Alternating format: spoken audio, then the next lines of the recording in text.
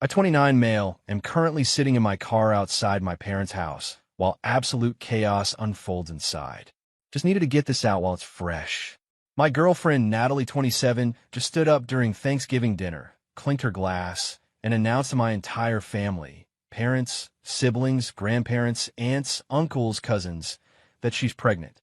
She actually said, "We're going to be parents," while beaming at me. I set down my fork and said, "Definitely not mine." The room went dead silent. You could hear my grandma's hearing aid buzzing. Natalie laughed nervously. "Babe, stop joking around." "I'm not joking. I had a vasectomy 3 years ago. Here's the backstory. I got snipped at 26. Never wanted kids. Made that crystal clear to everyone I've dated, including Natalie. We've been together 18 months, and I told her on our third date about the vasectomy. She said she was cool with not having kids. Even said it was a relief because pregnancy terrified her. I keep the vasectomy certificate in my wallet. Yeah, weird flex, but I started doing it after a previous girlfriend tried to baby trap me, and I needed proof. So right there at the dinner table, with my mom's green bean casserole getting cold, I pulled it out. March 15th, 3 years ago. Dr. Morrison at the urology clinic. Even had my follow-ups to confirm I'm shooting blanks. Natalie's face went white, then red. That's fake. You're lying." My brother grabbed the certificate, looked it over. He's a nurse. "No, this looks legit. Even has the clinic's seal." That's when Natalie lost it. Started screaming that I must have had it reversed, that I'm trying to abandon her and our baby. My mom tried to calm her down, but Natalie pushed past her and ran to the bathroom. Here's the kicker. My sister followed her and overheard Natalie on the phone saying, "It didn't work. He had a vasectomy. What do I do now?" My sister came back and whispered this to me. I went to the bathroom door and could hear Natalie talking. "No, Trent, I can't just leave now. Because his family is rich, that's why." Trent, her gay best friend, who's been crashing at her apartment for the last 2 months because he was between places. I walked back to the dining room and announced to everyone that Natalie just admitted on the phone that she's pregnant with Trent's baby and was trying to pass it off as mine for money. My dad, who's usually the calm one, stood up and said, "That woman needs to leave my house." Now, Natalie came out of the bathroom, saw everyone staring at her, and tried to play victim. "I don't know what he told you, but we heard you on the phone." My sister cut her off. "You said it didn't work and mentioned someone named Trent." The entitlement came out in full force. Natalie actually said, "So what? He," pointing at me, "can afford a baby. He makes 6 figures. Trent can't even afford his own apartment. You should be happy to have a baby in the family." My grandmother, 87 years old and sharp as a tack, stood up and said, "Get out of my daughter's house before I call the police." Natalie grabbed her purse, turned to me, and said, "You'll be hearing from my lawyer. You got me pregnant, and now you're abandoning me." I laughed. Actually laughed. Good luck with that. I have medical records, 0 sperm count tests, and now 15 witnesses to your confession. She left, slamming the door. We finished dinner. My mom made an extra plate for me from the drama I missed while in the parking lot typing this. But something tells me this isn't over. Update 1. Well, I was right. It wasn't over. Yesterday, Natalie showed up at my apartment with Trent and her mother. At 7 a.m. on Saturday, banging on my door like the police. I opened it with my phone already recording. Natalie's mom, Deb, immediately started in on me. "How dare you humiliate my daughter on Thanksgiving? You're going to take responsibility for this baby." I calmly said, "I had a vasectomy. It's not mine." Trent, this dude who's supposedly her gay best friend, tried to get aggressive. "Listen, man, Nat says you got her pregnant, so man up." "Interesting," I said. "Why are you so invested in this, Trent?" He actually tried to push into my apartment. I blocked him. "I'll call the cops if you don't leave." Deb went full Karen. "Call them. We'll tell them you got my daughter pregnant and abandoned her." "Cool. I'll show them my vasectomy records and the certificate from my urologist stating I have 0 sperm count. Then I'll press charges for harassment." Natalie started crying. But not real tears. That fake crying she does when she wants something. "I can't believe you're doing this to me. We were building a life together." "No," I corrected. You were living rent-free in my apartment half the time, eating my food, using my Netflix, and apparently sleeping with Trent. Trent stepped forward again. I'm not sleeping with anyone's girl, bro. That's when Natalie's mom made a fatal error.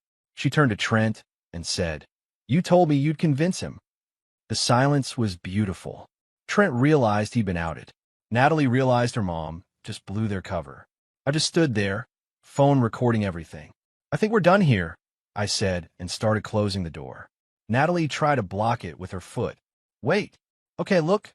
Maybe the dates are off. Maybe it happened before we were exclusive. We've been together 18 months. You're allegedly 2 months pregnant. That math doesn't work unless you're admitting you cheated." She removed her foot. They left, but not before Deb shouted, "You haven't heard the last of this." Later that day, I got a text from a number I didn't recognize. It was a lawyer, at least someone claiming to be one. Said he represented Natalie, and I needed to submit to a paternity test or face legal consequences. I forwarded it to my cousin, who's an actual lawyer. He laughed and said it was clearly not from a real attorney. No legitimate lawyer text from a random number with that many grammatical errors. But then Natalie made her biggest mistake. She went on social media, posted in a single mom support group about how her millionaire boyfriend abandoned her after she announced her pregnancy. She didn't use my name, but included enough details that mutual friends figured out. One problem: I'm not a millionaire. I make decent money as a software developer, but I'm not rich. She inflated everything. Claimed I owned multiple properties I rent, said I had a trust fund I don't, and painted herself as a victim of a rich man's cruelty. The post went mini viral in our city's Facebook groups. People were calling me out by name within hours. So I did something petty. I posted my vasectomy certificate on my own timeline with a caption, "PSA, had this done 3 years ago. Still shooting blanks." Some people really thought they had a winning lottery ticket. Man shrugging. The comments were gold. My sister commented the Maury, "You are not the father, GIF." My brother posted screenshots of texts where Natalie admitted 2 months ago that she was happy I didn't want kids. But the best comment came from someone unexpected. Trent's actual girlfriend, Melanie. Yeah, turns out Trent isn't gay and has been dating Melanie for 6 months. She commented, "Is this why you've been staying at some girl's apartment? You told me she was a lesbian." Everything unraveled from there. Update 2. The entitlement escalated to levels I didn't think were possible. After Melanie outed Trent, Natalie went into damage control mode. She called me crying, real tears this time, begging me to just go along with it for a few months. Her actual plan: I pretend the baby is mine. She gets money from my family. Apparently she thought my parents would give us cash for the baby. Then after a few months we break up, and she keeps the money. I recorded this call too. When I said no, she threatened to tell my employer I was harassing her. "Go ahead," I told her. "I'll show them all the evidence of your attempted fraud." She hung up and actually did it. Sent an email to my company's HR saying I was creating a hostile environment for her pregnancy. One problem: she's never worked at my company. We don't even work in the same industry. HR called me confused, asking if I knew this person. I explained the situation and forwarded them everything: the recordings, the texts, the social media posts. My boss was actually sympathetic. Told me to file a police report for harassment, which I did. But Natalie wasn't done. She convinced Trent to claim he was just a sperm donor and that I agreed to raise the baby. They created fake text messages between me and him discussing this arrangement. Except they're idiots. The fake texts were supposedly from last year, but referenced a restaurant that didn't open until 3 months ago.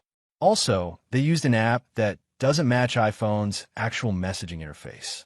My cousin, the lawyer, laughed his ass off when he saw them. Then came the extinction-level stupidity. Natalie and her mom showed up at my parents' house during their weekly Sunday dinner. Just walked in like they belonged there. My mom was so shocked, she dropped her wine glass. Deb announced, "We're here to discuss the baby's future like adults." My dad, who's been married to my mom for 35 years and knows better than to engage with crazy, simply said, "You're trespassing. Leave." Natalie tried emotional manipulation. "Don't you want to be grandparents?" My mom, bless her, said, "To our son's biological children? Sure. To Trent's baby? That's his parents' job." They refused to leave. Dad called the cops. Natalie and Deb were escorted out and given trespassing warnings. You'd think that would be the end, right? Nope. 2 days later, I got served with actual legal papers. Natalie was suing me for promissory estoppel, claiming I promised to support her and the baby, and she relied on that promise to her detriment. My cousin took one look at the filing and noticed something hilarious. Her lawyer had literally copy-pasted parts of the complaint from a legal advice website, including the placeholder text that said, "Insert specific promise here." We responded with a countersuit for harassment, defamation, attempted fraud, and intentional infliction of emotional distress. We included everything: recordings, texts, the fake messages they created, witness statements from Thanksgiving, the police reports. Her lawyer, who we discover was actually just a paralegal she was sleeping with, yes, another dude, withdrew from the case immediately when he realized he could be disbarred for practicing law without a license. The best part? Melanie, Trent's actual girlfriend, reached out to me. She'd been doing her own digging. Turns out this isn't Natalie's first rodeo. Melanie found 2 other guys on social media who had similar stories. Natalie getting pregnant, claiming it was theirs, trying to get money, then miscarrying when challenged. We created a group chat. We're all filing police reports for fraud. Final update. The House of Cards collapsed completely. First, the legal update. Natalie's lawsuit was dismissed with prejudice. The judge actually admonished her for wasting the court's time with frivolous and fraudulent claims. She was ordered to pay my legal fees, about $3,500. But before that happened, she tried one more Hail Mary. She reached out to my ex-girlfriend on Instagram, trying to get dirt on me. Maybe she thought she'd find something to use against me. Instead, my ex, we ended on good terms, immediately screenshotted everything and sent it to me. Natalie had offered to pay her for information that could help expose him. My ex played along, got her to admit in writing that she was trying to extort money from me, then sent all of that to me too. I added it to the pile of evidence. Then karma delivered the killing blow. Remember those other guys Melanie found? One of them was married to a prosecutor. Yeah, his wife took a very personal interest in this case. Natalie was arrested last week for fraud and extortion. Trent was arrested as an accomplice. Deb was questioned but not charged. Yet, during the investigation, they found something interesting on Natalie's phone. She wasn't actually pregnant. She'd been buying positive pregnancy tests online and had scheduled an abortion for next month, planning to claim she miscarried from the stress after getting money from me.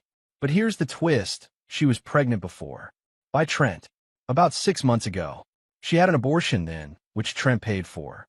This was all just attempt number 2 at the same scam, but this time targeting me instead of him.